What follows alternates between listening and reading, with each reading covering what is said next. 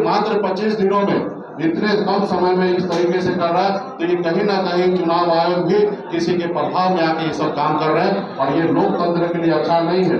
तो इसलिए मैं कहना चाहूंगा मोदी जी को कि देश को इतना खराब मत कीजिए।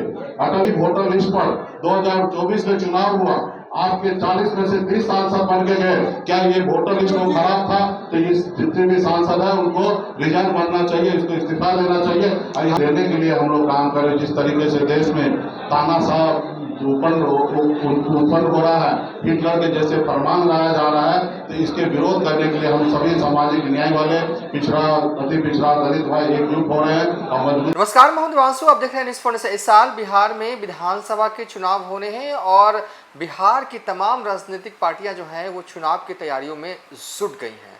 लेकिन सबसे ज़्यादा ज्वाइनिंग जो है किसी पार्टी में हो रही है तो वो है मुकेश सहनी की पार्टी। लगभग मुझे लगता है कि 2, 3, 4 दिन के बाद जो है वो मुकेश सहनी की तरफ से हर अंतराल पर प्रेस कॉन्फ्रेंस किया जाता है और वहाँ पर देखा जाता है कि ज्वाइनिंग जो है अलग अलग लोगों की हो रही है। इसी कड़ी में भागलपुर जिला परिषद के पूर्व अध्यक्ष टुनटुन शाह अपनी पत्नी सीमा शाह के साथ उन्होंने जो है वो वीआईपी पार्टी की सदस्यता जो है वो ग्रहण की है। तस्वीरें हम आपको दिखा रहे हैं जहाँ पर टुनटुन शाह अपनी पत्नी सीमा शाह के साथ जो है वो नज़र आ रहे हैं और मुकेश सहनी की पार्टी जो है वो ज्वाइन करते हुए जो है वो दिख रहे हैं। पार्टी ज्वाइनिंग के बाद मुकेश सहनी मीडिया से मुखातिब हुए और उन्होंने बड़ा बयान दिया है। वोटर लिस्ट में जिस तरीके से समीक्षा हो रही है उसको लेकर जो है वो मुकेश सहनी ने बड़ा सवाल उठाया है और कहा है कि ये तानाशाह की तरह जो है वो बीजेपी सरकार जो है वो काम कर रही है। लोकसभा चुनाव के बाद वक्त काफ़ी था, तब ये काम क्यों नहीं कर लिया गया? आखिरी मोमेंट पे ये काम किया जा रहा है। आप ही बताइए, जो लोग बिहार से बाहर रह रहे हैं देश के अन्य जगहों में, वो अपना वोटर लिस्ट ठीक करवाने के लिए तत्काल तुरंत कैसे आएंगे? ये काम पहले कर लिया जाना चाहिए। उन्होंने ये भी मांग की है कि देश में फिर से लोकसभा चुनाव जो है वो मोदी सरकार को चाहिए कि करवाना चाहिए। सभी सांसदों का इस्तीफा जो है वो करवाएं पीएम मोदी और उसके बाद जो है वो देश में फिर से लोकसभा चुनाव जो है वो करवाया जाए। महागठबंधन के तमाम घटक दल जो हैं वो वोटर लिस्ट में समीक्षा को लेकर जो है वो निशाना जो है वो साध रहे हैं। तेजस्वी यादव की भी प्रेस कॉन्फ्रेंस इसी मुद्दे को लेकर जो है वो आज ही बुलाई गई थी। तो अब छोड़े जाते हैं मुकेश सहनी के पूरे बयान के साथ। महागठबंधन किसी एक दल का नहीं है, महागठबंधन 6 दल है, सभी का दल है और हम सब पार्टी मजबूती से पूरे बिहार में हम लोग 243 जगह काम कर रहे हैं। जहां पे योग्य उम्मीदवार होंगे, अच्छे उम्मीदवार होंगे जो जनता का सेवा करेंगे, हम लोग महागठबंधन के साथ ही पूरे बिहार में हम 243 जगह एक ही लिस्ट से पूरे बिहार में प्रत्याशी का नाम का घोषणा होगा। अभी तो पार्टी को मजबूती देने के लिए हम लोग काम कर रहे हैं। जिस तरीके से देश में तानाशाह उत्पन्न हो रहा है, हिटलर के जैसे फरमान लाया जा रहा है, तो इसके विरोध करने के लिए हम सभी सामाजिक न्याय वाले पिछड़ा, अति पिछड़ा, दलित भाई एकजुट हो रहे हैं और मजबूती से लड़ाई लड़ेंगे। आज देखिए किस तरीके से राजनीति को वैधानिकरण कर दिया गया, गरीब लोगों से राजनीति को दूर कर दिया गया। आप देखिए आपके बीच में भी किस तरीके से चुनाव आयोग का घोषणा हुआ। आज जनता, बाबा साहब भीमराव अम्बेडकर ने संविधान में जनता को मालिक बनाया गया कि मालिक तुम हो, तुम्हारे चाहे वो गरीब का बेटा हो या रतन टाटा का बेटा हो, सबका वोट का समान एक हिस्सा दिया गया। आज वोट गिराने का समय आया, आज हमको राज्य में मुख्यमंत्री चुनने का जनता को मौका आया। आज जनता को बताया जा रहा कि अपने आप को तुम साबित करो कि तुम हिंदुस्तान के नागरिक हो कि नहीं हो, और वो भी मात्र 25 दिनों में इतने कम समय में इस तरीके से कर रहा है, तो ये कहीं ना कहीं चुनाव आयोग भी किसी के प्रभाव में आके ये सब काम कर रहे हैं और ये लोकतंत्र के लिए अच्छा नहीं है। तो इसलिए मैं कहना चाहूंगा मोदी जी को कि देश को इतना खराब मत कीजिए। अटल बिहारी वाजपेयी जी का लाइन था, लोग आएंगे जाएंगे, देश हमारा हमेशा खड़ा रहना चाहिए। जो परंपरा हमारे पूर्वज ने कायम किया उस परंपरा को रहने दीजिए, आप इसको वैधानिकरण नहीं कीजिए। आज बताइए जनता मालिक और आप इस तरीके से कर रहे हैं, तो ये बताइए कि यही वोटर लिस्ट पर 2024 में चुनाव हुआ, आपके 40 में से 30 सांसद बन के गए। क्या ये वोटर लिस्ट को खराब था? तो ये जितने भी सांसद है उनको रिजाइन बनना चाहिए, इसको इस्तीफा देना चाहिए और यहाँ पे फिर से चुनाव करने की आवश्यकता होना चाहिए। कि अगर समीक्षा करने की बात है तो लोकसभा चुनाव के बाद आपके पास पर्याप्त समय था। एक साल आपको कहाँ थे, कहाँ सोए थे? एक साल समय रहता और आप करते। आज बताइए, कोई दिल्ली में है, कोई मद्रास में, कोई चेन्नई में, कोई बॉम्बे में, कोई दिल्ली में, वो अपना काम धंधा छोड़कर क्या बिहार में अपना वोटर लिस्ट बनाने के लिए आएंगे? नहीं आएंगे। अगर आप लाना चाहते हैं तो आप हर एक नागरिक को एक वोटर बनने का उसको 25,000 रुपया कम से कम आप दीजिए, तब हम मानेंगे कि आप सही है। आज कोई अपना नुकसान करके यहाँ पर आएंगे तो ऐसा नहीं कीजिएगा, लेकिन आप उनको कहिएगा कि अपने आप को साबित कीजिए शॉर्ट टाइम में। इसमें रखा क्या है, चुनाव बीतने दीजिए, विधानसभा चुनाव, उसके बाद समीक्षा कीजिएगा। ये मैं कोई ये नहीं कह रहा हूँ कि गलत काम कीजिएगा, लेकिन एक समय दीजिएगा। आप 25 दिन अपना काम धंधा छोड़कर बिहार के 8 करोड़ जनता लाइन में लग जाएगा, एसडीओ ऑफिस में, बीडीओ के ऑफिस में, सीओ के ऑफिस में, वहाँ पे चढ़ावा देगा, अपना सारा डॉक्यूमेंट को इकट्ठा करेगा, अपलोड करेगा। आप बताइए, यही काम रह गया जनता को?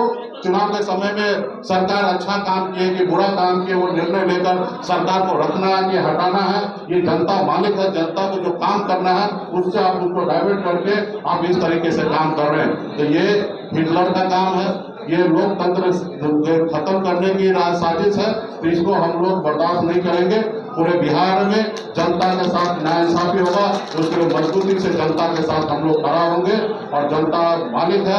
ये जो तानाशाह जो हिटलर लोग है उसको हम लोग आने वाले समय में बताने का काम करेंगे। एनडीए अपनी मजबूती दिखा रही है, जदयू में मोदी जी का तस्वीर लगा और कल रक्षा मंत्री बिहार दौरे पे आ रहे, क्या कहेंगे? नहीं, ठीक है, चुनाव का समय है तो आएंगे ही, लेकिन चुनाव बीतने के बाद हम लोग वो 22 स्तोप से ढूंढना पड़ता कि राजनाथ सिंह है कहाँ। तो इसलिए बिहार की धरती है, लोग आए यहाँ पे लिट्टी चोखा खाएं, दही चूड़ा खाएं, अलग अलग पकवान खाएं और यहाँ से चले जाएं। बिहार में अभी बिहार के युवा जो है, बिहार के नागरिक जो है, अभी किसी के झांसे में नहीं आएंगे। जो बिहार में से पहले चुनाव से पहले जो वादा किए थे वो मोदी जी को पूरा करना चाहिए। धन्यवाद। आज मिलन समारोह है।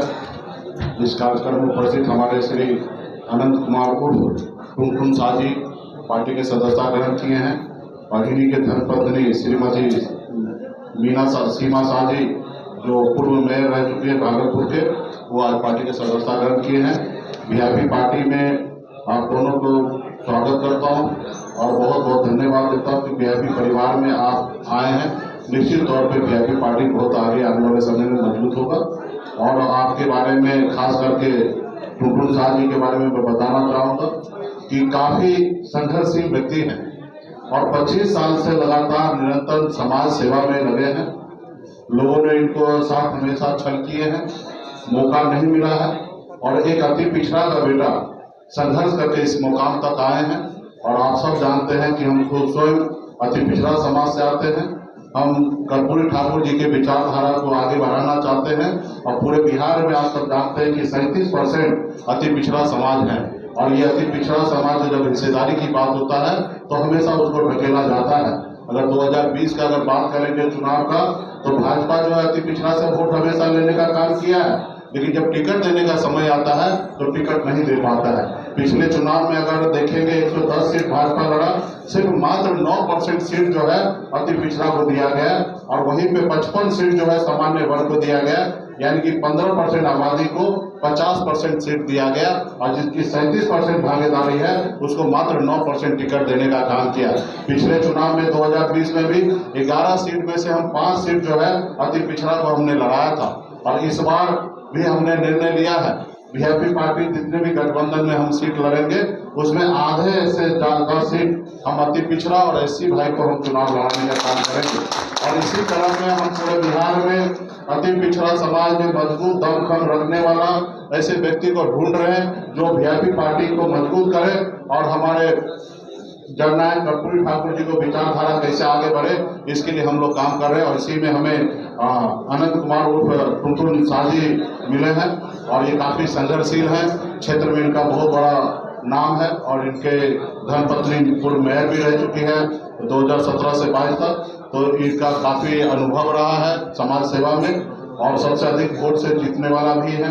तो पार्टी में आए हैं अति पिछड़ा के नाते।